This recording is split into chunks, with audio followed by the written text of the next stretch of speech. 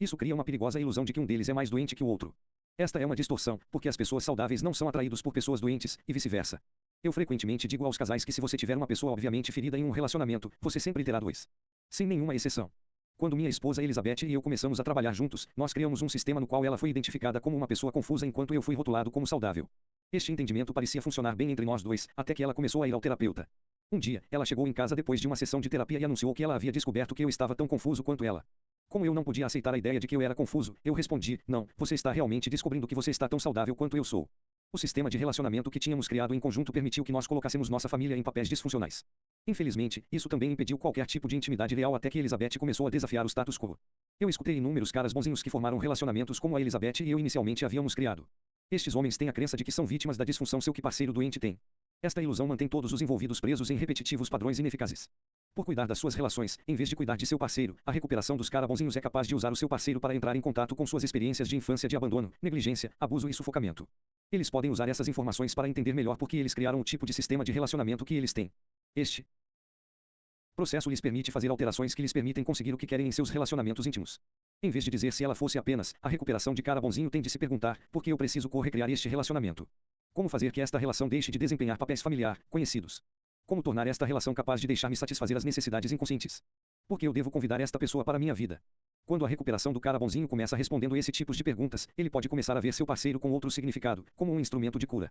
Isto não só muda como ele vê o seu parceiro, mas também lhe permite abordar as questões da infância que o impediram de ter um relacionamento verdadeiramente íntimo. No início deste capítulo, nós nos encontramos Car, cuja esposa Danita parecia tão difícil de agradar, sua mãe, fria e crítica. Car nunca sabia quando sua mãe poderia ficar com raiva, criticar ou vergonhá-lo.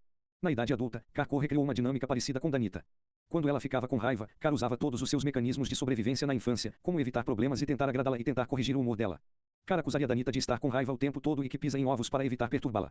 Car iria dizer a si mesmo: eu não mereço isso. Ele, então, recuaria e criaria cenários para livrar sua cabeça. O relacionamento começou a mudar quando Car chegou a ver Danita como um presente que ele convidou para a sua vida para ajudá-lo a limpar suas velhas questões em torno de seu medo das pessoas com raiva e críticas. Quando Car fez esta mudança, várias coisas começaram a acontecer. Ele começou a ter dor porque ele passou como uma criança. Ele começou a levantar-se para debater com Danita ao invés de evitar e retirar-se. Como ele conseguiu ver a raiva de Danita, como resultado dos ferimentos de sua própria infância, Danita começou a ficar cada vez menos irritada com ele.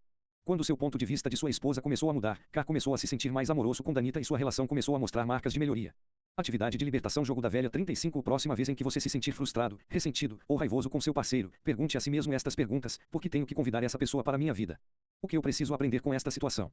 Como seria meu ponto de vista nesta situação, se eu mudasse e visse isso como um presente?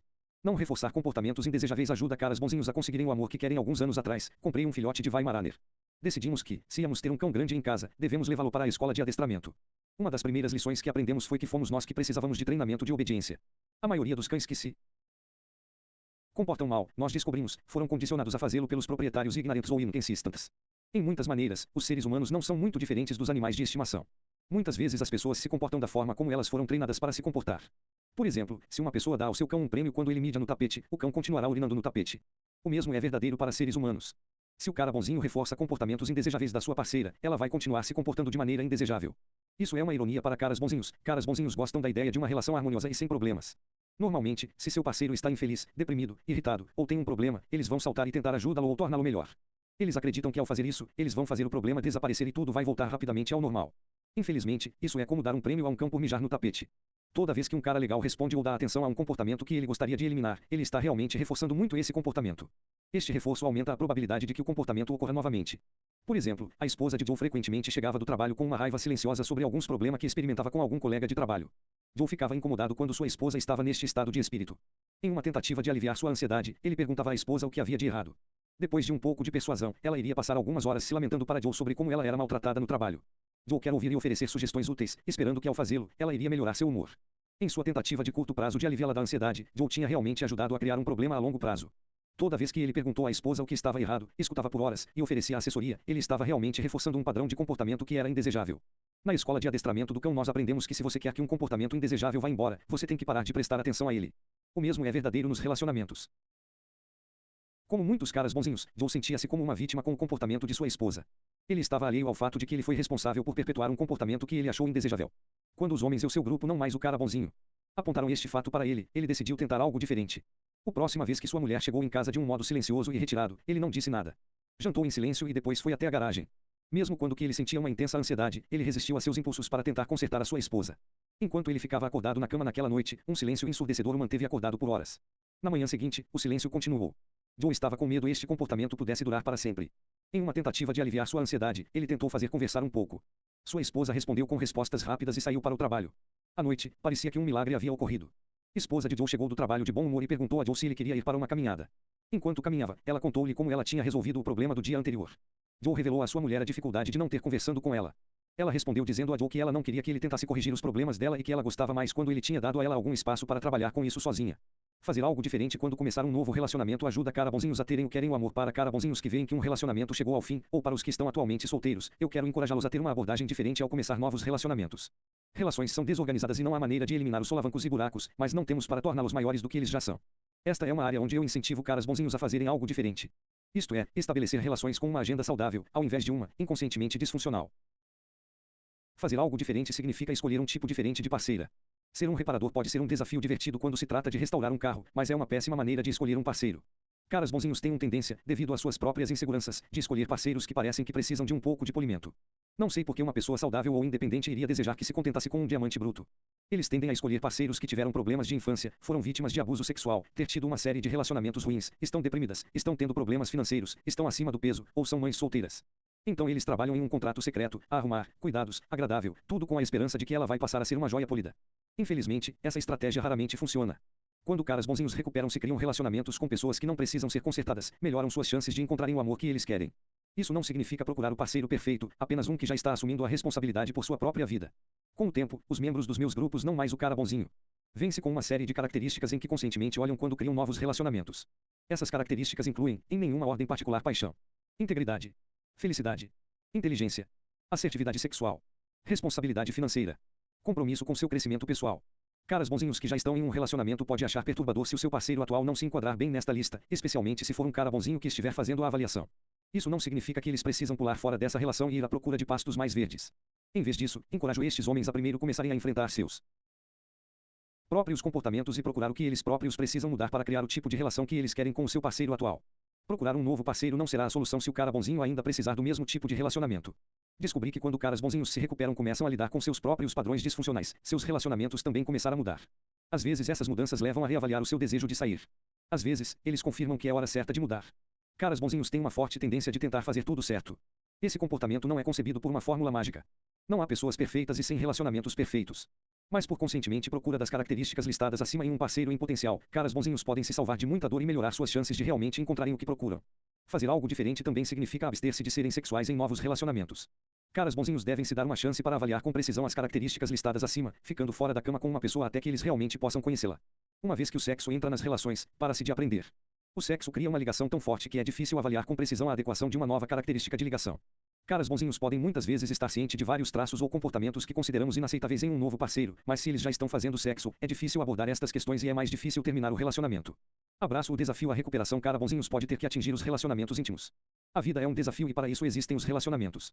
Quando eles implementam as estratégias de recuperação apresentadas neste livro, a recuperação dos cara bonzinhos os fazem se colocarem na posição adequada para abraçar estes desafios e conseguir o amor que eles querem. Capítulo: Tenha o sexo que você deseja, estratégias de sucesso para o sexo satisfatório. Tudo o que foi escrito sobre os caras bonzinhos neste livro, a sua vergonha, seu auto-sacrifício e sua busca por aprovação na verdade produzem o oposto do que funciona, suas indiretas, os seus cuidados, seus contratos secretos, seu comportamento controlador, seus medos, sua desonestidade, sua dificuldade em receber, seus relacionamentos disfuncionais, sua perda de energia masculina. Agora coloque tudo isso em um recipiente bem grande, agite-o, abra a tampa, olhe dentro e você terá uma visualização muito boa sobre como cara bonzinhos fazem sexo. Para os caras bonzinhos, o sexo é o lugar onde todas as suas experiências de abandono, a vergonha tóxica e mecanismos de sobrevivência disfuncionais são focados e ampliados. Eu acredito que é seguro dizer que um dos caras bonzinhos com quem eu já trabalhei tinha algum problema significativo com sexo. Estes problemas se manifestam de várias maneiras, mas as mais comuns são: não recebem o suficiente. Este é, de longe, a queixa sexual mais comum dos caras bonzinhos. O foco deste problema é frequentemente dirigido a um parceiro aparentemente sexualmente inibido ou que não está disponível, ou a indisponibilidade das mulheres em geral. Ter que se contentar com sexo menos que satisfatório. Caras bonzinhos muitas vezes se contentam com sexo ruim, acreditando que é melhor do que nenhum. Mais uma vez, a culpa é muitas vezes focado em parceiro do cara bonzinho. Disfunção sexual. Isso normalmente aparece através da incapacidade de ter ou manter uma ereção, ou a ejaculação precoce. Repressão sexual. Alguns cara bonzinhos afirmam ter pouco ou nenhum interesse em sexo. Mais frequentemente do que não, estes homens estão realmente engajados em alguma forma de atividade sexual que eles acreditam que é melhor que fique fora de vista. Comportamento sexual compulsivo. Isso pode incluir a masturbação compulsiva, vícios em pornografia, assuntos relacionados, cibersexo e prostituição. Quando você adicionar todas essas dinâmicas juntas, você termina com uma raça de homens que não tem muito sexo ou não tem muito bom sexo. Mesmo que a maioria dos rapazes de Nice tenha uma tendência a se concentrar em fatores fora de si mesmos como a causa deste problema, o oposto está mais próximo da verdade. É cara bonzinhos que são mestres em se certificar de que suas vidas sexuais são menos do que satisfatória. Vergonha e medo. Rapazes, dificuldade Nice com o sexo pode ser diretamente ligado a duas questões, a vergonha e o medo. Todos os caras bonzinhos têm vergonha e medo de serem sexuais e de serem seres sexuais. Na minha experiência, este é provavelmente o conceito mais difícil para os caras bonzinhos entenderem e aceitarem sobre si mesmos. Isto é tão importante, eu vou dizer outra vez, todos os caras bonzinhos têm vergonha e medo de serem sexuais e de serem seres sexuais. Se você pudesse abrir o cérebro um cara bonzinho e encontraria a parte da mente que controla o sexo inconscientemente, ali você encontraria memórias de suas experiências de infância que o fizeram se sentir como se ele fosse ruim. A dor de não ter suas necessidades atendidas de maneira oportuna, saudável. Os efeitos de crescer com pais sexualmente feridos. As distorções sexuais e ilusões de uma sociedade midiática. A ausência de informações sexuais precisas quando elas foram necessárias. A culpa sexual e a vergonha associadas a séculos de influência religiosa. Os efeitos das ligações sexuais secretas criadas por sua mãe. O trauma da violação sexual. As lembranças de experiências sexuais precoces envoltas em segredo. As imagens distorcidas e irreais de corpos e sexo na pornografia. A vergonha escondida, comportamentos compulsivos. As lembranças de fracassos em relacionamentos anteriores ou rejeições. A cada momento em que um cara bonzinho tem um sentimento sexual ou está em uma situação sexual, ele tem que negociar com toda esta bagagem inconsciente. Caras bonzinhos encontram inúmeras maneiras criativas de evitar ou desviar-se da sua vergonha sexual e do seu medo. Infelizmente, estes mecanismos de evasão e distração impedem caras bonzinhos de terem muita coisa que se assemelhe a uma boa vida sexual. Estes mecanismos de evasão e distração incluem evitar situações sexuais e oportunidades sexuais. Tentar ser um bom amante. Ocultar comportamentos sexuais compulsivos. Reprimir sua energia vital. Resolver ir para o sexo ruim. Evitar situações sexuais e oportunidades sexuais impedem caras bonzinhos de terem o sexo que querem. Quanto mais estranho que isso possa parecer, caras bonzinhos encontram muitas maneiras criativas de evitar o sexo. Tenho criado um termo para descrever essa propensão, vagifobia. Vagifobia é uma síndrome onde o pênis tenta permanecer fora da vagina ou sair rapidamente uma vez que esteja lá dentro. Embora este mecanismo de sobrevivência possa ajudar a proteger o cara bonzinho de ter que experimentar a sua vergonha e seu medo, ele também garante que terá muito sexo. Alan poderia ser o garoto propaganda da vagifobia. Alan começou a terapêutica devido a um hábito problemático de estabelecer relações sexualizadas fora de seu casamento. Alguns desses encontros se tornaram abertamente sexuais, mas quase nunca foi consumado com o coito. O problema veio à tona depois que ele começou a ter uma relação com uma das amigas de sua esposa e sua esposa encontrou uma nota incriminatória no bolso do casaco. Na terapia, Alan revelou que gostava da atenção das mulheres. Em eventos sociais ele sempre se sentia mais confortável ao se conectar com as mulheres. Com o tempo, tornou-se evidente que, devido ao condicionamento da infância, um vínculo monogâmico com sua mãe, a decisão de ser diferente de seu pai, e os efeitos dos ensinamentos religiosos fundamentalistas, Alan encontrou formas criativas para chamar a atenção das mulheres, evitando colocar seu pênis em suas vaginas. Refiro-me a este comportamento comum do cara bonzinho como flertar sem meter. Enquanto o cara bonzinho não colocar seu pênis em uma vagina, ele pode trocar todos os tipos de energia sexual e ainda convencer a si mesmo de que não houve realmente sexo ou que não fez nada de errado. Em uma ocasião, Alan compartilhou um exemplo com o seu grupo, não mais o cara bonzinho, sobre este comportamento. Alan foi em viagem de negócios, viajando com uma colega de trabalho, uma jovem mulher a quem Alan achava muito atraente. Durante a viagem, eles flertaram e trocaram insinuações sexuais. Uma noite, sentaram-se no bar e falaram sobre suas vidas. A noite terminou com uma dança lenta. Na noite seguinte, depois de umas bebidas, a mulher convidou Alan para se juntar a ela na hidromassagem. Lá ela chegou num biquíni muito sensual. Na banheira de água quente, ela se sentou no colo de Alan e eles se beijaram apaixonadamente.